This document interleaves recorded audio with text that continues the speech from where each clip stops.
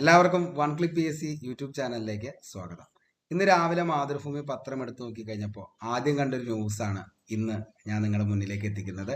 കഴിഞ്ഞ 1-2-3 ദിവസങ്ങളായിട്ട് പല പ്രമുഖ ചാനലുകളിലും ഇതിനെക്കുറിച്ച് ചർച്ച ചെയ്യുന്നുണ്ട്. പക്ഷേ ശരിക്കും പറഞ്ഞു കഴിഞ്ഞാൽ വളരെ സങ്കടമുള്ള ഒരു കാര്യമായി പോയി. അതുകൊണ്ടാണ് ഞാനിതൊരു വീഡിയോ ചെയ്യാമെന്ന് വെച്ചത്. കഴിഞ്ഞ മെയ് 14-ാം തീയതി PSC നടത്തിയ എക്സാം കാവടി എന്ന് പറയുന്ന പോസ്റ്റാണ്. അതായത് എറണാകുളം, വയനാട് ജില്ലകളിലേക്കുള്ള ആനപ്പാപ്പാന്മാരുടെ നിയമനം. ഇതുമായി ബന്ധപ്പെട്ട് നടത്തിയ PSC എക്സാമിൽ ഒരു ചോദ്യം പോലും ആനയെക്കുറിച്ചുണ്ടായിരുന്നില്ല എന്നുള്ളതാണ് ഏറ്റവും വലിയ സങ്കടം എന്ന് പറയുന്നത്. അതായത് ആനപ്പാപ്പാന്റെ എക്സാം നടത്തിയപ്പോൾ ആനയെക്കുറിച്ചൊരു ചോദ്യം വന്നില്ല എന്നുള്ളത് എന്ത് വിരോധാഭാസമായി പോയി. കാരണം PSC എന്ന് പറയുന്നത് ഇന്ന് നമ്മൾ ഓരോ തസ്തിക, അതായത് CPO എടുത്തു നോക്കിക്കഴിഞ്ഞാൽ 20ഓളം മാർക്ക് സ്പെഷ്യൽ ടോപ്പിക്സിൽ നിന്നാണ് ചോദിക്കുന്നത്. അതേപോലെ തന്നെ സിവിൽ എക്സൈസ് ഓഫീസറിന്റെ നമ്മൾ എക്സാം എഴുതുമ്പോൾ 20 മാർക്ക് സ്പെഷ്യൽ ടോപ്പിക്സ് ആണ്. ഫയർമാൻ എഴുതി കഴിഞ്ഞ് കഴിഞ്ഞാൽ അതിൻ്റെ അകത്ത് 20 mark special topics. Beat forest officer 20 mark special topics. പിന്നെ എന്തിനാണ് ഇവരോട് മാത്രം ഈ കൊലച്ചതി PSC ചെയ്തത്? കാരണം ആനപ്പാപ്പാൻ എന്ന് പറയുന്ന അല്ലെങ്കിൽ കാവടി എന്ന് പറയുന്ന ആ ഒരു പോസ്റ്റിലേക്ക് ഉദ്യോഗാർത്ഥികൾ എഴുതിയപ്പോൾ ഏകദേശം 11ഓളം വേക്കൻസികൾ മാത്രമാണ് ഇതിൻ്റെ അകത്തുള്ളൂ. ഇതിൻ്റെ അകത്തേക്ക് മറ്റൊരു ഉദ്യോഗാർത്ഥികളും എന്ത് ചെയ്യുന്നില്ല, മത്സരിക്കാനായിട്ട് പോകുന്ന ഒരു പോസ്റ്റ് അല്ല എന്ന്.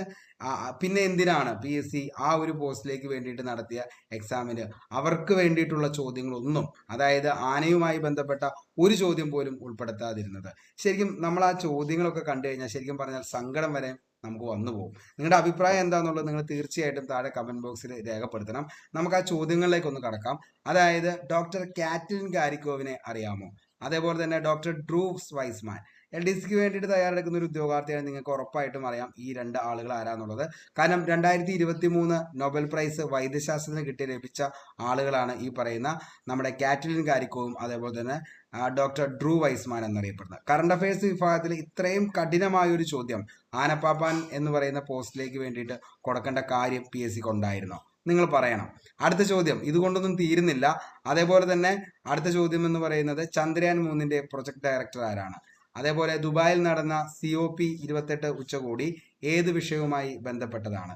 അതേപോലെ ഇന്ത്യ, കെനിയ എന്നീ രാജ്യങ്ങളുടെ പ്രത്യേകത എന്താണ്? ഹരിതഗൃഹവാതകങ്ങളിൽ പെടാത്തത് എന്ത്? ഇതുകൊണ്ടും തീരുന്നില്ല.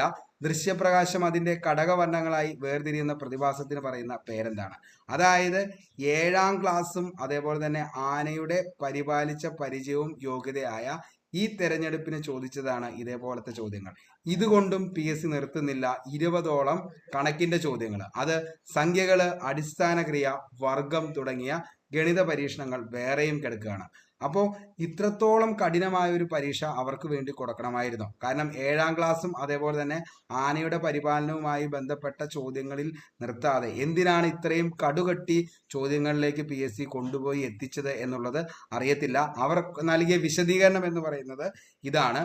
അതായത് ലാസ്റ്റ് ഗ്രേഡ് തസ്തികക്കൊപ്പം ഈ ഒരു എക്സാം നടന്നതുകൊണ്ടാണ് ഇത്തരം ചോദ്യങ്ങൾ ഉണ്ടായതെന്നാണ് അവർ പറയുന്നത്. പക്ഷേ ശരിക്കും അവരോട് കാണിച്ച വൻ ക്രൂരതയും ചതിയുമായിരുന്നു ഈ ഒരു എക്സാം എന്ന് പറയുന്നത്. ഇനി LDCക്കാർക്കുള്ള പണ്ഡിതോചിത ചോദ്യപേപ്പർ അബദ്ധത്തിൽ തങ്ങൾക്ക് കിട്ടിപ്പോയതാണോ എന്ന് വരെയും ആ പാവപ്പെട്ട ഉദ്യോഗാർത്ഥികൾ കരുതിപ്പോയി. അത്രത്തോളം ടഫായിട്ടുള്ള ഒരു ചോദ്യപേപ്പർ ആയിരുന്നു ഈ എക്സാമിന് വേണ്ടിയിട്ട് അവർക്ക് കൊടുത്തത്. അപ്പോൾ നിങ്ങളുടെ അഭിപ്രായം എന്താണെന്നുള്ളത് താഴെ നിങ്ങൾ കമന്റ് ബോക്സിൽ രേഖപ്പെടുത്തുക. കാരണം PSC എക്സാം കഴിഞ്ഞ CPOന്റെ ആ ഒരു സമയത്ത് ഏറ്റവും കൂടുതൽ പ്രതിഷേധങ്ങളും അതേപോലെ തന്നെ എന്താണ് സത്യാഗ്രഹവും ഒക്കെ ആയിട്ട് അതിൻ്റെ പുറകെ ഒത്തിരി ആളുകൾ വന്നാണ്. പക്ഷേ ഈ ഒരു കാര്യം ജസ്റ്റ് ഒന്ന് മെൻഷൻ ചെയ്യാൻ പോലും ഒരു ചാനലിലും ഉണ്ടായില്ല. 1-2 ചാനലിൽ ജസ്റ്റ് ഒന്ന് വന്നു എന്നല്ലാതെ ബാക്കി ഒരു ചാനലിലും ഇതിനെക്കുറിച്ച് ഒരു ചർച്ചയും വന്നില്ല. ശരിക്കും ഭയങ്കര ഒരു വിരോധാഭാസം തന്നെയല്ലായിരുന്നു ഈ ഒരു എക്സാം എന്ന് പറയുന്നത്. നിങ്ങളുടെ അഭിപ്രായം എന്താണെന്നുള്ളത് താഴെ കമന്റ് ബോക്സിൽ രേഖപ്പെടുത്തുക. കാരണം നാളെ ഇനി നമുക്കും ഇതേപോലത്തെ അവസ്ഥകളൊന്നും ഉണ്ടാകരുത്.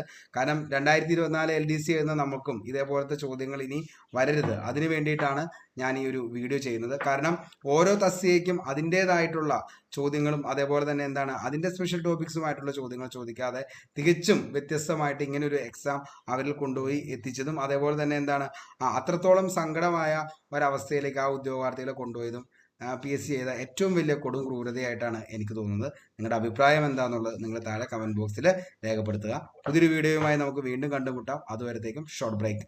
Signing off. Arun Kombanadan. Thank U.